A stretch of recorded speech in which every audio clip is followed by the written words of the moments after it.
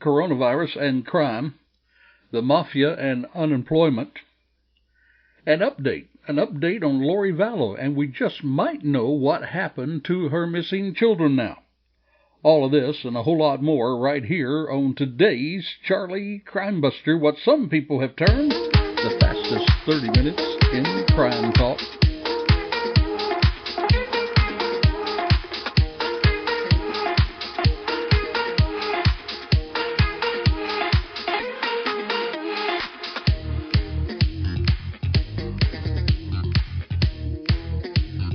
We do welcome you to today's show. We've got a lot of great stuff for you. There's some weird things happening out there, and we're going to get through them as fast as we can to you and try to get you updated on what's really happened with coronavirus and crime. We're going to also have our Crazy Crook story and, of course, our Courageous Citizen of the Week. Glad to have you on board. We do want to invite you right off the bat to go to our website, charliecrimebuster.com, subscribe, and become a regular listener to the podcast. We have listeners all the way from Florida to Washington and would like to invite you to be a part of it. Now, we're going to begin our Coronavirus Crime Special Edition with a case that, while it's civil in nature, it has raised some very serious questions, and those questions are about our rights versus these challenging times.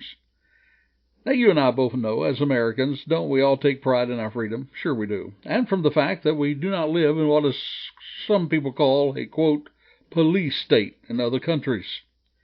Our rights are precious to us, and it should be that way because brave men and women have died to protect our freedoms.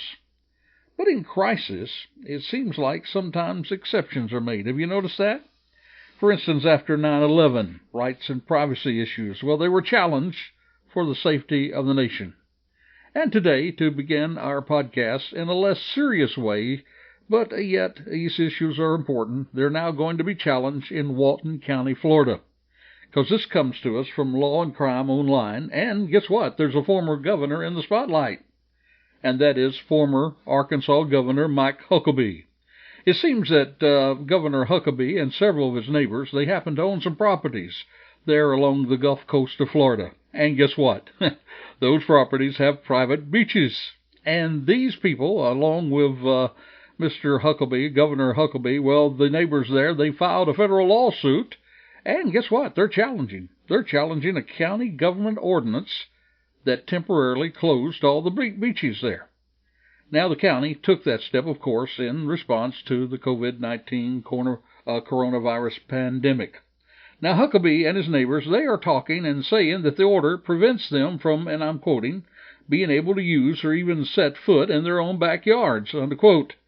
They filed that lawsuit Monday a week ago there in the U.S. District Court for the Northern District of Florida, and it was against Walton County and its sheriff, and they claimed that the local government's efforts there, well, their efforts to enforce social distancing measure, well, they say it violates their constitutional rights. Now, according to the complaint, the county, the sheriff, code enforcement, and the South Walton, Florida Fire District, they say they have been and are currently patrolling and occupying the private beachfront properties. They're doing that without permission, and they are threatening to arrest and fine plaintiffs, their family members, and other people on their private properties. Now, these plaintiffs, they have requested that the court would they're asking them to issue an injunction. Now, of course, as you and I know, an injunction would then block the county from enforcing that ordinance. Their argument is that the order was illogical, and you know what they're saying? They're actually saying that that order actually increases the spread of virus. Now, this is how they put it in their legal papers. They said the amended ordinance purports to be designed to prevent the spread of COVID-19, yet they say it has the opposite effect. The amended ordinance prevents the plaintiffs, many of whom are residents along the beach, from utilizing their own backyards to quarantine or stay safe at home. They actually go on to say the chances of a family or a landowner catching or spreading COVID-19, you know what they're saying? They're saying it's far less there in their own private backyard where no one else should be trespassing. They say that, well, that the chances of catching or spreading COVID-19 that it's less there than traveling to the grocery store or going to the hardware store or going to other essential businesses. Well, they've asked the court to declare the ordinance that it constitutes a temporary taking of their private property. And, of course, just like in all these lawsuits, they're asking for just compensation and their attorney fees from the county and the sheriff. And they're scheduling, a hearing is scheduled for Monday, which is about the day that we release this podcast, so that hearing should be today when you're listening to this. I sure would like to hear your thoughts on this case. What do you think about it? I'd love to hear from you, and your opinion does matter.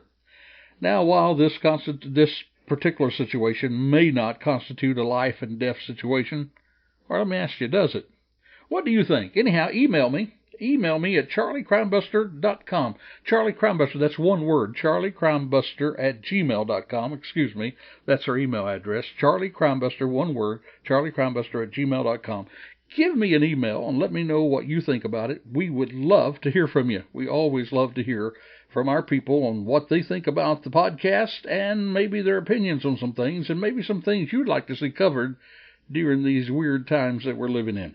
Well, now, it is time for a scam alert. We often try to keep you right on the front line when it comes to scams that are facing us. Now, let me remind you again, we are doing this particular podcast from our home base, so you're going to hear some computer sounds in the background and maybe some other sounds that you may not be familiar with, but forgive us for that. We're working right off the cuff here today. But the scam alert talks about some of the scams that we're looking at. Now, the FCC, they've received some reports of scam and some hoax text messages, and these campaigns and scam robocalls, well, they offer things like free home testing kits, and they promote bogus cures. They even sell health insurance, and they do prey on virus-related fears. You see, as the FCC warns us, a text message scam can falsely advertise a cure or an offer to be tested for coronavirus. They're telling us don't click on those links relating to the virus, and instead to check the CDC, and that's cdc.gov/coronavirus. There you're going to find the current information. Now, some of these scams will even impersonate government agencies. For instance, the FCC, they recently learned of a scam that claimed to be from the FCC Financial Care Center. And guess what that did?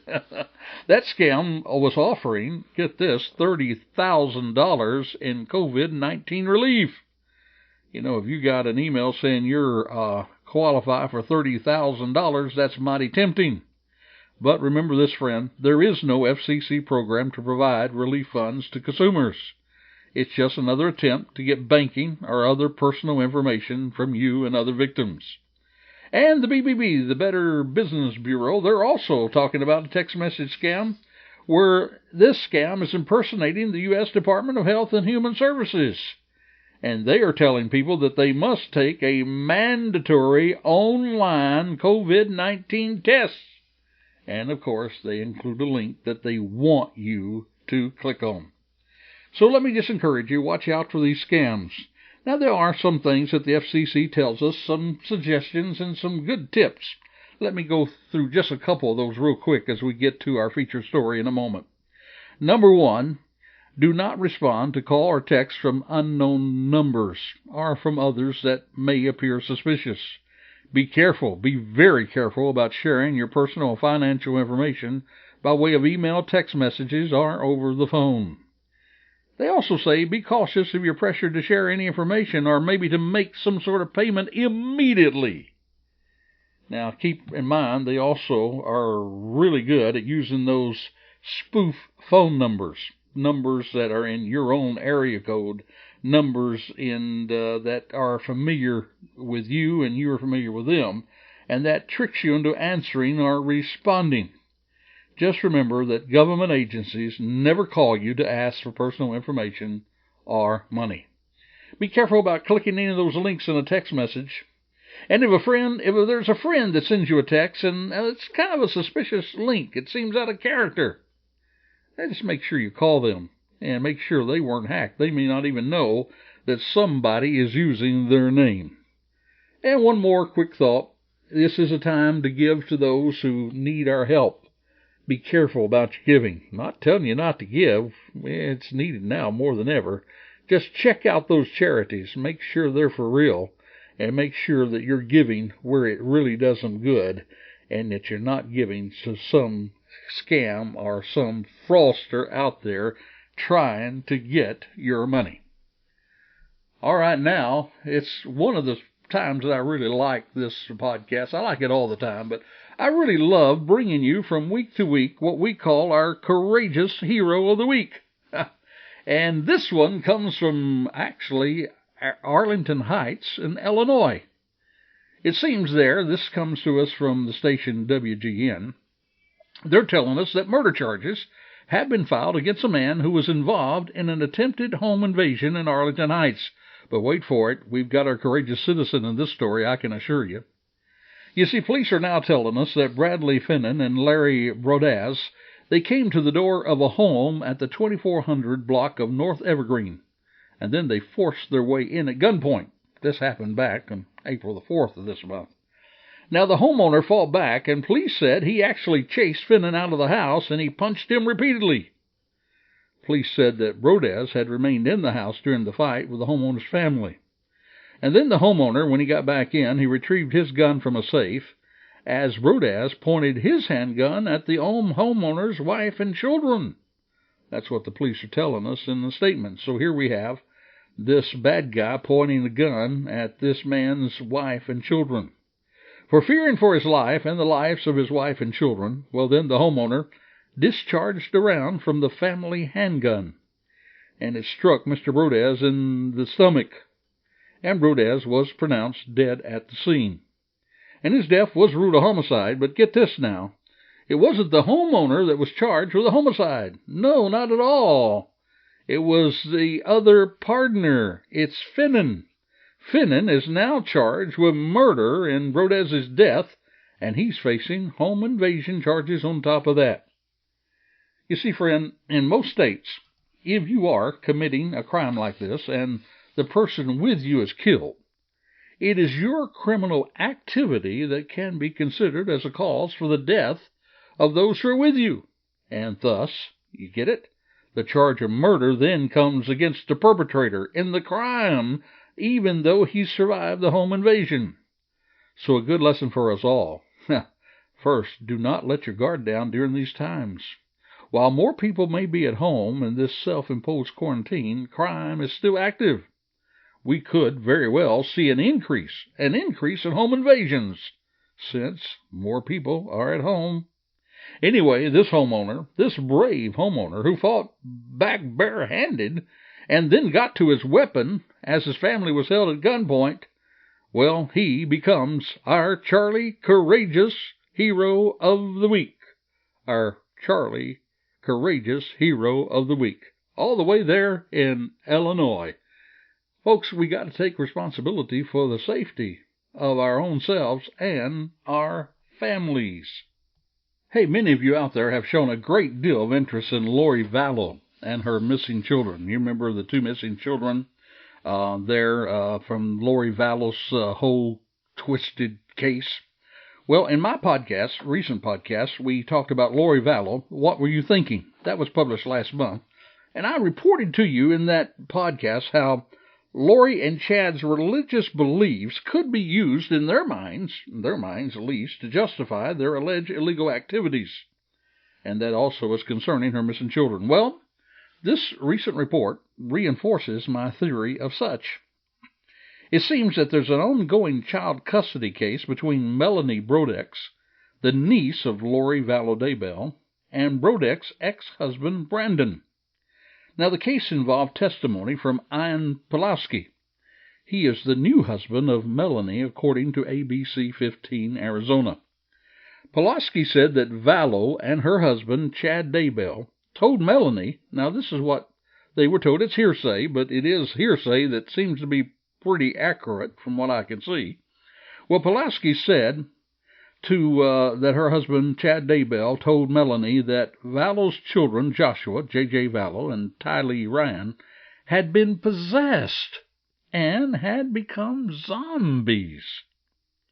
Pulaski went on to say that Vallow and her husband Chad Daybell told Melanie that Vallow's children, Joshua J.J. and Tylee Ryan, that they were possessed. So, according, again, to ABC 15 Arizona, Pulaski said Melanie had been told by Chad and Lori that her children had been possessed, and she had concerns that she's been told that Brandon needed to die, and that it may indicate that Tylee and JJ may need to die as well. Now, let me get you back so you can understand this. Brandon is Melanie's ex-husband now. And Brandon, who's Melanie's ex-husband, was shot at by what people think and what he thought was Alex Cox. Alex Cox is the brother of Lori Vallow and her missing children. I also had a podcast called Lori Vallow's Spiritual Hitman.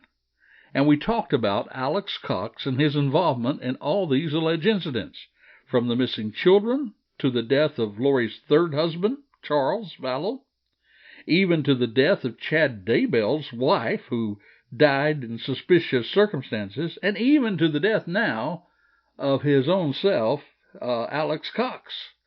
So in all of this, it appears that this Alex Cox is Lori's spiritual hitman. And in this particular report, we're being told that Alex Cox may have had to, now get this, take care of the kids. Now, she explained that Alex had great faith and never wavered in his trust in the Lord. And get these words, these are really, really cautious words. No task would be too difficult or great for him. And you have to ask yourself, does that mean even killing innocent children? Well, there it is. I mean, it's been said that it comes back to Alex Cox. So, if you really want to get caught up on the case, let me encourage you to go to CharlieCrimebuster.com, click on the series. There we have Lori Vallow, Where Are Her Children? And we have Lori Vallow, What Was She Thinking? There you can find out all about that religious, the religious theology that she is involved in, she and Chad, and why they may justify what they're doing. Also, a really good podcast on Lori Vallow's Spiritual Hitman, and you can see how Alex Cox figures into all of this. And even one on Lori Vallow's possible operation. I can assure you of that for sure. A lot of twists and turns in this mystery. Hey, let me ask you a question. What does porn have to do with Easter and the COVID-19 virus? Well, wait for it. All right, here it goes. At the beginning of the podcast, I did tell you there was some weird stuff going on out there, and this next story is as weird as it gets. And my friend, as one of my friends often say, you just can't make this stuff up. It comes to us from Flagler County, Florida. Now, there's multiple Flagler County residents there. They recently found a little surprise in their mailbox. It was a little plastic Easter egg. But the surprise was this, for instead of being filled with treats, well, the eggs was hiding pornographic images and fish-shaped crackers. Jail records now show that April Sestoni, who's 42 years of age, she was arrested early Thursday. This was after the deputies had received tips that there was a woman going around the neighborhood, and she was placing these eggs in mailboxes. Based on those tips, and they did look at some home video, surveillance video, they were then able to conduct a traffic stop on Sestoni, and she later admitted to making the porn on a computer. Now, Sestoni worked at a Publix grocery store nearby, and then she would deliver the eggs after her shift ended. Well, she was arrested early Thursday, and they said based on the tips, they put her in custody. She told deputies she put the messages inside the eggs because she wanted to educate people on the need for churches and pastors to give money to less fortunate people. She said, literally, that she was a church and had a business license. She went on to say she was conducting research on local clergy and people deserve to know the truth. That's what the arrest report said. Well, the sheriff up there said, well, she had a zealous opinion of churches and what they should believe in and how they should teach. And according to the records, Sestoni delivered 400 of these pornography-filled eggs. That was since Monday. In each of the cases, residents reported noticing that the flag on their mailbox was in the up position. And when they checked to see why, they found the egg. And that egg contained, now get this, a fish-shaped cracker and a sheet of toilet paper. Might be needed in these days. Along with that was a powdered drink mix and a crumbled up pornographic image. Well, in his career, Staley said he quite hadn't seen anything like it, and I don't guess any of us have as well. Right now, she is held on 11 counts of distributing obscene material. And guess what? She also was driving on a suspended license. And at the last time that we checked up on this story, she was being held at a $7,000 bond up in Flagler County, or down in Flagler County, according from where you're coming from. Well, that's a pretty crazy case, and that's not even our crazy crook story. See, I told you some weird stuff had taken place out there. Well, now it's time for our crazy crook story. In a moment, we're going to tell you what's really happening in the crime world out there and kind of give you a summary like we did on part 1 of this series. But right now, we're going to tell you about a crazy crook, and it's Shawn Salmon. Shawn Salmon, a 53-year-old woman from Iowa. Well, she's been charged with the unlawful possession of a controlled substance. It seems that she drove to the police department on Sunday afternoon, and there, last Sunday, she asked the police to examine a bag of meth for coronavirus. You can't make it up, folks. Yep, on April the 5th at 1:03, she drove her gray Chevy truck to the police station. They did say she showed signs of impairment, like erratic behavior, paranoia, and profuse sweating. She asked the police to examine her drugs for COVID-19. She also consented to a search of her body and vehicle, and there police found a 14.4-gram bag of meth and some weed and a large amount of paraphernalia for ingesting the drugs. Well, the woman then, of course, she consented to a drug test, and she was taken into custody and jailed.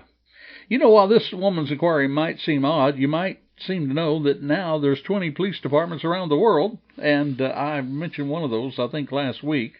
Well, they have published misinformation on Facebook warning people, and that misinformation is this. They're saying, if you've recently purchased meth, it may be contaminated with the coronavirus. That was according to the Washington Post. They said, if you're not comfortable going into an office setting, then please request any officer, and they'll even come to the privacy of your home, and they'll test your meth. Please spread the word. We're here for you. Yep. They're here for you, and they're coming for you if you call them to test your drugs. Well, while there's no indication that this particular police department ever posted such a message on social media, there are police departments who have, and they're calling their post just a sarcastic posting. Well, if you've got some bad weed out there or you suspect your drugs may be contaminated, just call up your friendly police officer. He'll be glad to pick up your drugs and pick you up as well. Well, our next crime story tells us that even the bad guys, I mean real bad guys, are taking a hit with coronavirus. Now, we all know how hard New York City has been hit, and we all feel for our fellow Americans and the millions in New York. But there is one group of people that you might not have to feel bad about, and that's the mafia. That's the Godfellas, and count thankful for Godfellas movies and this sort of thing.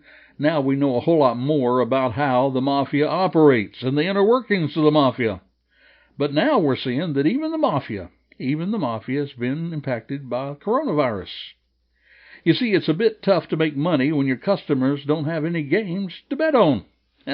This is according to the New York Post. You see, law enforcement agencies there who are tasked with monitoring the mafia, they're now telling us that the mob is currently missing out on tens of millions of dollars. That's dollars they would usually be able to rely on if it was still business as usual in the world of sports. But unfortunately, it's not. And it's not only sports betting that's on the out with coronavirus. Even the restaurants, construction sites, and waste management, three of the mafia's favorite other hustles that they hustle, well, they too, as anything else, has been impacted by closures in recent weeks. And new reports are now revealing, now get this, it's revealing that the mafia's attention has now turned to drugs, which probably, if you're a bad guy, would not be the worst move, considering how bored everyone is today. You see, they may find an anxious audience. I'm afraid to say that. But they may find an anxious audience out there. And I'm also saying that, according to one writer, there's just one problem. Now, all they got to figure out how to do to get these drugs out is how to pull off a contactless delivery of such drugs. Well, again, you just can't make this stuff up. Well, last week in part 1, regarding the coronavirus and crime, the podcast was entitled COVID-19 and Crime. We gave you there a sort of summary of crime throughout the United States. I'd like to take the time once again to give you a summary from our research this week. And just as last week we saw a dip in crime in many of the major cities, there's one crime, and that is auto thefts, that continues to rise. So watch out for your ride out there. In addition, it's sad to tell you that there's another one crime that is getting a little more attention, and we're seeing an increase. And there's at least one, and probably a lot more ER doctors out there that'll tell you about that, and that is, unfortunately, an increase in child abuse. Now, we all know that children are around more due to school closings, and we know that parents and caregivers are around children, so I guess we could also assume that child abuse will go up. In fact, healthcare workers at Arnold Palmer Children's Hospitals are reporting just that, an increase in child abuse cases as families stay home during this pandemic. Dr. Donald Plumley, he's the medical director for the trauma at Arnold Palmer Hospital. He said he's concerned about the increase in child abuse cases, and he also said he was concerned that that number would grow. He went on to say, quote, "It's tough times we're all going through. We really all need to protect our children. In this hospital that normally sees 1 to 2 trauma cases a month, well, in the last few weeks, 8 have went to the hospital with severe injuries, multiple fractures, head injuries that go to the operating room, along with severe burns, all critical cases." And please realize, friend, that this is only one hospital, and think about how that computes nationally. We would also expect lower B&Es, yet maybe a rise in home invasions since more people are at home. But we can't say that any one crime has ceased. Crime is always active in one form or another.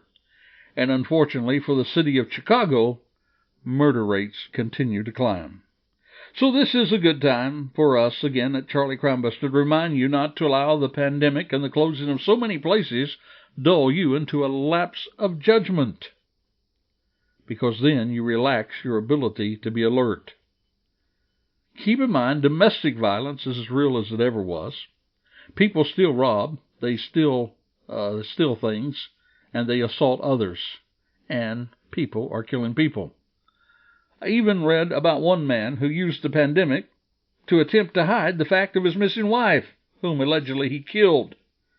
He texted from her phone to her friends that she was in, quote, quarantine, unquote. He was using this pandemic as a way to hide his missing wife. And let's also take the time, my friend, to be thankful for law enforcement who run toward the crime and violence to protect us, as they now place themselves in even a more dangerous place than even before, now with the likelihood of catching this contagious disease. Just a couple of days ago, I was sadly reminded when a young Florida sheriff's deputy died of the virus. So be grateful to those men who not only face danger like so many who are on the front line, but they add to that danger the danger of the violence that they face.